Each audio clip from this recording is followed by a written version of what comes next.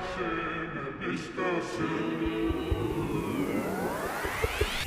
bën edhe të drejtje ta kriminela. Po I vrasin njerëzit, po I lën pa bukë. Të pati me një krim të dali vetë nga molla. We will not be held responsible. Say, bull. Behavior independence. Say, no. Forced to live in excessive training this summer. Në këtë episod do të zbërthejmë krizën financiare të vitit 2008, si filloi, kush e ushqeu dhe pse përfundoi duke trondëtur gjithë botën. Nga kreditë subprime, tek derivate toksike, te kolapsi I bankave gjigande dhe paketat miliardësh të shpëtimit. Analizojmë mekanizmin që e ktheu lakmin e pafundme dhe mungesën e rregullimit në një katastrofë globale. Një histori për para, pushtet dhe pasojat që I pagoi shumica. Nëse episodet e tilla ju pëlqejnë, do isha shumë falënderues nëse do e tregonin mbështetjen tuaj me pëlqime, komente, shpërndarje me miqtë tuaj apo dhe donacione përmes PayPal, Buy Me a Coffee apo abonime në Spotify. Le të fillojmë. Hallka e parë. Prralla e ndërtuar mbi hipotekat. Imagjino t'i japësh kredi prej, le të themi, $500,000 dikujt që sapo ka lënë punën dhe nuk ka asnjë kursim dhe mendon se pasyra e vetë e kreditit është thjesht fiktive. Mirë se vini në tregun amerikan të hipotekave në fillim të viteve 2000, ku bankat shpërndanin kredi për shtëpi, sikur të ishin provza parfumesh. Nuk e të ardhura, mos e vrit mendjen. Ke kredi të keqe. Edhe çfarë pastaj? Urdhë, merre një vil. Nuk arrin t'i lexosh dot kushtet e kredis. Më mirë akoma, jepi. Këto quheshin hipotekat subprime, që është një mënyrë e sjellshme për të thënë e dim që ndoshta juve nuk do të paguani asnjëherë këtë kredi, por do merremi me këtë problem në një moment të mëvonshëm. Si e trajtuan bankat këtë problem? Ato I paketuan këto hipoteka të këqija në produkte financiare që dukeshin të shkëlqyera, të quajtura letra me vlerë të mbështetura nga hipotekat, MBS. Në thelb ishte sikur të mbështillje me një letër karamelesh një pilul fotoksine dhe ta shisje si ëmbëlsire cilësisë lartë. Agjencitë e vlerësimit si Moody's apo S&P u dhan këtyre paketave vlerësimet më të larta, sepse fundja ku do ishte kapitalizmi I kalbur pa një çik besim të verbër dhe shumë konflikt interesi. Logjika ishte e thjeshtë. Çmimet e shtëpive do rriten gjithmonë, apo jo? Spoiler alert. Jo plak. Nuk rriten gjithmonë. Hallka e dytë. Shkrumbimi I derivateve. Këtu gjërat bëhen edhe më pikante. Bankat dhe fondet spekulative nuk u mjaftuan me të shitur këto pako hipotekash radioaktive. As pak jo. Ata shpikën credit default swap, një term I sofistikuar, por që në fakt është vënia e basteve se njerëzit nuk do t'i paguanin dot këto hipoteka. Mendoje si të blesh një sigurim zjarri për shtëpinë e komshiut dhe pastaj t'i vësh vetë flakën kuzhinës së tij. Sa I lig duhet t'jesh? Giganti I sigurimeve, AIG, shkroi $100 miliardë në këto kontrata pa mbajtur pothuajse asnjë rezervë të mjaftueshme për të mbuluar humbjet. Sepse kujt I plasin në fund? Çfarë mund të shkojë keq duke vënë bast mbi aftësinë e një kombi të tërë për të paguar qerat? Ndërkohë që gjenitë e Wall Streetit paketuan MBS në krijesa edhe më egzotike, si detyrime të kolaterizuara të borxhit. CDO ishin si domino për armët financiare. Një kredi e keqe e mbështjell me një tjetër kredi të keqe dhe pastaj e zhytur thellë në iluzionin financiar. Ku një hipotekë dështonte, ishte si të ndizje fitilin e një zinxhiri fishek zjarrësh me detyrime financiare që shpërthenin njëra pas tjetrës. Shkurt e sakt, Wall Streeti po luante me zjarrin si fëmijët e vegjël që nuk e dinë se djeg. Hallka e tretë, kur realiteti troket. E mbani më atë lojën me karige dhe me muzikë, që kur muzika ndalon, secili duhet zëri vendin dhe gjithmonë dikush ngjetet në këmbë dhe humbet. E pra në vitin 2007 njerëzit filluan të mos paguanin hipotekat e tyre. Shumë njerëz, me miliona. Me sa duket, kur jep dikujt një pasuri hua dhe ai nuk ka as punë dhe as kursime, bën vaki që nuk t'i kthen parat. Kujt do I kishte vajtur mendja, ë? Çmimet e shtëpive jo vetëm që ranë, por u rrëzuan pikjat. Sekuestrimet u rritën në mënyrë të menjëhershme. Dhe pa pritur, ato letrat me vlerë të mbështetura nga hipoteka vlenin më pak se sa letra ku ato ishin shtypur. Bankat kuptuan që po mbanin në duar jo vetëm një patate të nxehtë, por një thes të tërë në formën e aseteve pa vlerë dhe të gjithë filluan të humnin toruan. Bear Stearns ishte dominoja e madhe e parë. Në mars të vitit 2008, ajo dështoi si një lojë monopoli drejtuar nga njëri I dheur I bërë spat. JP Morgan Chase e bleu për $2 për aksion, më pak se çmimi I një kafeje atje. Investitorët u goditën, edhe pse e kishin hak, por punonjësit edhe më keq. Pastaj erdhi e madhja. Hallka e 4. Rënja e Lehman Brothers. Për kontekst, Lehman Brothers ishte një bankë e madhe investimesh amerikane e themeluar në vitin 1850. Ajo merrej me tregtim aksionesh dhe obligacionesh, këshillim për bashkime dhe blerje kompanish, investime në tregjet financiare dhe paketim dhe shitje të hipotekave si produkte financiare. Lehman Brothers kishte një ekspozim shumë të lartë ndaj hipotekave subprime dhe produkteve të lidhura me to. Kur tregu i pasurive të paluajtshme në SBA filloi të bjerë dhe kredit filluan të mos shlyeshin, vlera e këtyre aksioneve ra ndjeshëm. Faktorët kryesorë ishin raporti i madh i borxhit ndaj kapitalit, mbështetje e tepruar në financim afatshkurtër, humbje masive nga instrumentat e lidhura me pasurinë e paluajtshme dhe humbje e besimit të tregut dhe pamundësi për të siguruar likuidimet. Në 15 shtator të vitit 2008, Lehman Brothers shpalli falimentimin. Një titan 158 vjeçar i Wall Streetit u zhduk brenda natës. Thjesht u zhduk. Ishte falimentimi më i madh në historinë e Shteteve Bashkuara të Amerikës.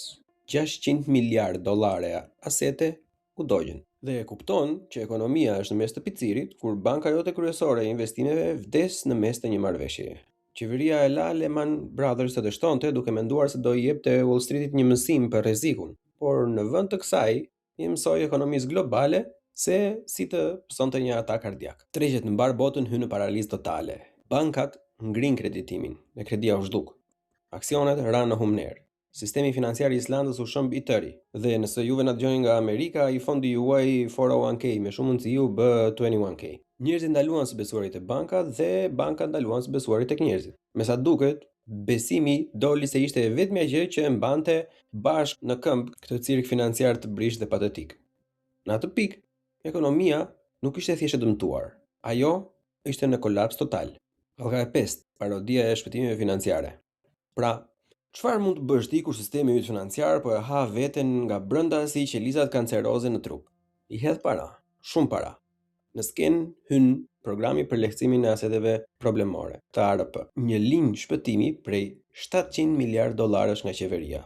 Mendoni sikur thesari amerikan kap një zor ujë plot me para të taksapaguese dhe e drejton drejt e në kazanin e plerave të Wall Streetit që gjendej në flak. Banka si Citigroup, Bank of America, madje dhe prodhues makina si General Motors u shpëtuan, sepse nëse ti je shkaktari i shkatrimit të ekonomisë, por nuk je plebe si ne, por vesh kostume prej 6.000 dollarësh apo ku di unë, nuk arrestohesh vlla. Merr bonus. Ideja ishte këto institucione janë shumë të mëdha për të dështuar.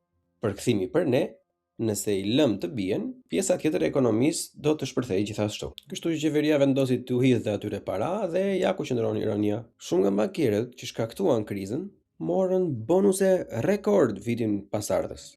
Se asgjë nuk e tregon me nefregizmin e tyre se sa një jahtë i ri prej 10 milion dollarësh. E kam seriozisht. Triliona dollar pasuri u zhdukën. Miliona njerëz humbën shtëpitë e tyre dhe punët. Por Goldman Sachs ishte mirë për shembull, fliqet. Edhe pse ti nuk e asnjë, padroni yt të paktën është në rregull. Hallka e 6, grabitja e Main Street. Ndërsa Wall Streeti përpinte paketat e shpëtimit siç përpihet baklavaja e vitit të ri kur ikin miqt, Main Streeti do përplasej me realitetin dhe do shtrëngonte barkun si fëmijët në Afrikë. Papunësia arriti majat. Mbi 8 milion vende pune humbën në mes të 2008-s dhe 2009-s.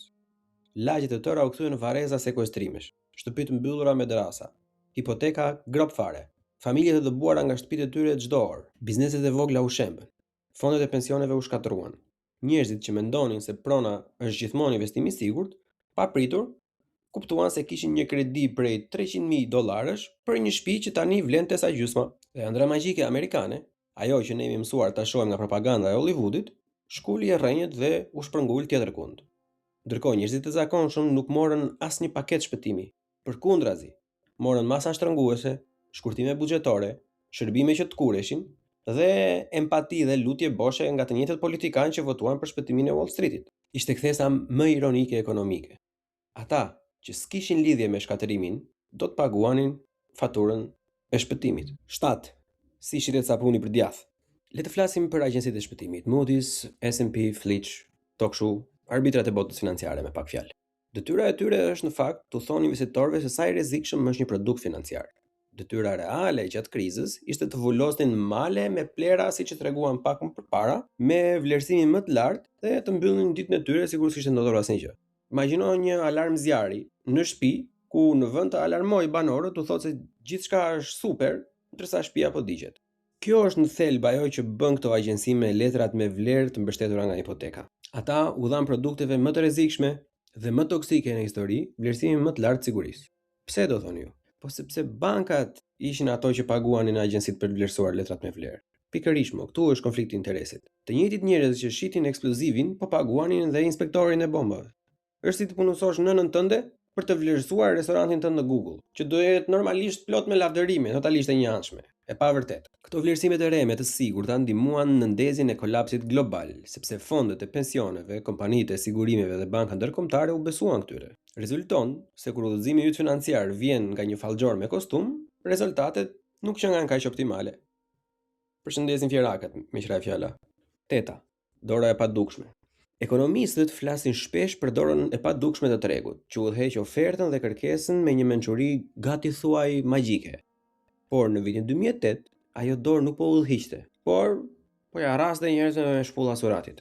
Çrregullimi luajti një rol kryesor. Akti Gramm-Leach-Bliley i vitit 1999 në thelb u tha bankave: "Jepi vllai, shko përpara, bëhuni gjithçka njëkohësisht. Bëhu bank tregtare, bank investimi, fond spekulativ, kazino, jepi jake." Komisioni letra me vlerë, SEC, lehtësoi kufit e levës për firma të mëdha, duke lejuar bankave si Lehman Brothers apo Bear Stearns të huazojnë deri në 30 fishin e kapitalit të tyre. Kësaj i thonë të balancosh një elefant në kallam peshku. Gjithashtu, nuk ishte rregulla për credit default swaps. Fal një ligji të mbështetur nga një besim i tipit Alan Greenspan se tregjet vetë rregullohen. Ty japësh fëmijëve të vegjël thika për të luajtur dhe të thuash kujdesuni vetë për njëri tjetrin. Dhe në thelb, sistemi financiar u kthye në një lloj pafkash me rrezik të lartë, e luajtur nga kafshë të varura nga kafeina dhe kokaina. Dhe kur ushëm, të gjithë u shtirën si të habitur. Tregu i lirë nuk ishte i prishur. Ai thjesht po bënte pikërisht atë gjën që duhet të bënte, të nxirrte fitimin maksimal me një përgjegjësi minimale, derisa e gjithë kulla prej letre të rrezohej. 9. Efekti dominos globale. Në fillim, Shtetet e Bashkuara menduan se mund ta përmbante brenda vetes dëmin. Por jo. Kriza e vitit 2008 u përhap globalisht më shpejt se memet e antidrogës, për shembull. Bankat në Evropë kishin bler male me ato letra me vlerë toksike të mbështetura nga hipoteka, sepse me sa duket asgjë nuk tregon investimin e sigurt sesa blerësit amerikan të shtëpive me zero të ardhura dhe shpenzime marramendse. Përgjithsesi, kur tregu amerikan u rrëzua, bankat europiane u infektuan direkt. Sistemi bankar i Islandës për shembull u shëm plotësisht. Irlanda kaloi nga ai tigri keltik i atyre kohëve në pushimet e detyruara. Greqia në thelb e hodhi gjithë stabilitetin e saj financiar në det. Tregtia botërore ngriu. Tregjet e aksioneve në mbar botën pësuan sulme paniku. Vende në zhvillim që nuk kishin asnjë lidhje me hipotekat subprime, apritur pan ekonomitë e tyre të tkuren. Pse? Sepse ekonomia globale është si një kull letre ndërtuar nga fëmijë të prapt, por shumë të sigurt në vetvete. Dhe kur lëvizin kartë, bien gjitha të tjerat. Banka qendrore në mbar botën u detyruan të koordinojnë masa emergjente vetëm për të mbajtur qarkullimin e paras. Rezerva Federale e Shteteve Bashkuara të Amerikës u bë huadhënësi më i madh në botë, sepse me sa duket Amerika, përveç demokracisë, vendosi të eksportojë edhe borxhin. Edhe kjo Rezerva Federale e SBA-s duhet mbajtur në mend që është bankë private, jo shtetërore, pavarësisht emrit. Mos u hutoni nga emri. Do flasim herë tjetër për këtë. Morali i historisë do thonë ju, kur Wall Street të shtin vllai, e gjithë bota përfundon me grip. 10. Loja e fajsimit. Kush i shkaktoi në të vërtetë krizën? Varet se kë pyet. Disa fajsojnë bankat për dhënien e kredive rambo, pa të ardhura, pa punë, pa asete. Të tjerë fajsojnë huamarrësit që blen shtëpi që nuk mund t'i përballonin. Thua ti se këta të shkretët kishin diploma ekonomike apo juridike dhe kuptonin çdo varg të kontratave. Disa thonë se Rezerva Federale mbajti normat e interesit shumë të ulta për shumë kohë. Të tjerë fajsojnë Fannie Mae apo Freddie Mac, binjakët e hipotekave të mbështetur nga qeveria, që u kthyen në nxitës të plotë të sjelljeve të rrezikshme. Disa shohin nga regulatorët dhe qeshin se për çfarë regulator po flasim miq. Ata ishin thuajse inekzistent. Realiteti është ndryshe, por edhe i njëjtë. Ishte një studi e përsosur e vendimeve të këqija, lakmisë, grykësisë, mohimit dhe shumë njerëzve që shpresonin se pema e parave nuk do të thahej kurrë. Shkurt, të gjithë i hodhën druzjarit, por askush nuk u mundua ta fik. Wall Streeti fajsoi qeverinë, qeveria fajsoi Wall Streetin, njerëzit fajsonin gjithë të tjerët. Ama bankierët Bankierët fajsuan turbulencën e papritur të tregut, që tingëllon aq ironike kur vjen nga të njëjtit njerëz që ndërtuan makinën e turbulencës nga fillimi. 11. Dhimbja e zemërimit. Pasi gjakrat u ftohën, njerëzit panë përreth dhe kuptuan, dale një moment, zotëri i dashur, të pasurit u bën më të pasur dhe të varfrit humbën shtëpinë, dhe askush nuk shkoi në burg. Well, mësimi i rëndësishëm për plebejt. Do i dedikoj një episod në vete aludimeve se çfarë ka ndodhur në të vërtetë, sepse akoma konsiderohet si teori konspirative dhe ne dua t'i përzejmë njëra tjetrën. Gjithsesi, kështu lindi Occupy Wall Street, lëvizja e protestës që nisi në vitin 2011 me një mesazh të thjeshtë. Ne jemi 99%. E thënë ndryshe, ne jemi pa para. Ju i keni thasët plot. Dhe ne kësaj here e kuptuam stilin. Mira njerëz ngritën kampe në Zuccotti Park duke kërkuar përgjegjësi, rregullim, edhe fundin e hendekut absurd të pasurisë që vetëm sa ishte thelluar pas krizës. Dhe nuk është se ishte ndonjë lëvizje me kërkesa konkrete, më shumë se sa thjesht një britm kolektive në boshllëk për të çliruar, për të nxjerrë mllefin. Ndërkohë që CEO-t e Wall Streetit ishin rikthyer në programe televizive duke folur për besimin e tregut, ndërsa pinin matcha latte në avion të tyre privat. Përgjegjësia, ju lutem, mos e tallni me veten tonë. Çfarë përgjegjësie? Departamenti i drejtësisë asaj kohe mezi ndoqi penalisht ndonjë nga firmat kryesore. Po, pati disa marrëveshje dhe gjoba civile, por le të jemi të sinqertë. Kur vlen miliarda dollar, një gjob prej 200 milion dollarësh është thjesht kosto biznesi. Fikse një gjob parkimi. Se çdo krim që paguhet me gjob është thjesht një tarif për të luajtur ose një bilet hyrje në klubin ku mund bësh çfarë do i qefi ty dhe për të mbajtur larg plebejnë si unë dhe ti. Ndërsa njerëz të zakonshëm ende përpiqeshin të dilnin nga humera financiare, institucionet që ndihmuan ndërtimin e zjarrit tashmë po planifikonin gostinë e radhës. 12. Për përfundim mësimet që bëm sikur i mësuam. Këtu duhet të ishte pjesa kur e lidhim këtë krizën me një fjongo dhe flasim për mësimet që kemi mësuar, mësimet, leksionet e nxjera. Ama mësuam gjë me të vërtet? Pjesërisht, disa reforma u miratuan. Akti Dodd-Frank u përpoq të forconte mbikëqyrjen, të krijonte mbrojtje për konsumatorin dhe të monitoronte rrezikun sistematik. U krijua byroja për mbrojtje financiare të konsumit, një farë lloj dadoje federale për bankat. U vendosën teste kualifikimesh për bankat, kërkesa të reja për kapital dhe një përpjekje për të ulur marrjen e rrezikut të kotë. Por Wall Streeti në fakt është si ajo hidra e mitologjisë greke. I pret një kokë dalin dy të tjera. Dhe ti i pret një sjellje të rrezikshme këtyre dhe ata krijojnë dy të tjera. Me kalimin e kohës shumë do të argumentojnë se Dodd-Frank u zbut. Lobistët punuan ore minut pa pushim për të hapur vrimat e reja ligjore. Disa banka thjesht zhvendosën aktivitetet e rrezikshme në sistemin bankar nën hije, atje ku rregullimi nuk para shkon. Derivatet nuk është se u zhdukën, thjesht morën emra të rinj. Ndërkohë, çmimet e banesave u rritën sërish. Borxhi studentor u fry. Edukimi financiar mbeti vend numero siç ishte edhe më përpara. Me fjalë të tjera ndërtuam një dig pak më të fortë dhe ndërsa vazhdonim festën poshtë rrjedhës lumit, thuaj ti se përmbytja nuk do kthehej më kurrë. Dhe kështu, karriget e parave ja ulën kokën botës. Dhe prap vazhduan me aktivitetet e tyre sikur mos të kishte ndodhur asnjë. Tregim direkt, brutal i forcës dhe pushtetit, si dhe paprekshmërisë të tyre. Unë ju falenderoj që dëgjuat këtë episod të podcastit. Nëse ju ka pëlqyer, lini like, komentoni, shpërndani me miqtë tuaj dhe nëse keni dëshirë, dërgoni donacione përmes linkeve në përshkrim. Deri herën tjetër, qëndroni të informuar dhe bashkë miru dëgjofshim. Buqim në bu, CH, CHI, bu, CHI, podcast.